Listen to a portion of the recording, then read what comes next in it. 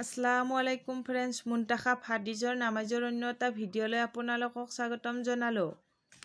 হজৰত জুন্দুব কাছেৰী ৰাজিয়াল্লাহ তাআলা আনহুৰ পৰা বৰ্ণিত আছে যে ৰাসূলুল্লাহ সাল্লাল্লাহু আলাইহি ওয়াসাল্লামে ইৰশাদ কৰিছে, যি ব্যক্তিয়ে ফজৰ নামাজ আদায় কৰে তেওঁ আল্লাহ তাআলাৰ জমিদাৰত আহি যায়, গতিকে তেওঁক কষ্ট নিদিবা আৰু এই বিষয়ত সতৰ্ক থাকিবা যে আল্লাহ তাআলাই যাক নিজৰ জমিদাৰত লৈছে তেওঁক কষ্ট দিয়াৰ কাৰণে তেওঁ যেন তোমাৰ পৰা কোনো বস্তু দাবী নকৰে, কাৰণ আল্লাহ তাআলাই যাক নিজৰ জমিদাৰত লৈছে তাৰ ক্ষেত্ৰত যাৰ পৰা কোনো ধৰণৰ দাবী কৰিব তাক পাকৰাও কৰিব, তাৰ পিছত তাক অৰ্ধমুখীলৈ জাহান্নামৰ জুইত পেলাই দিব।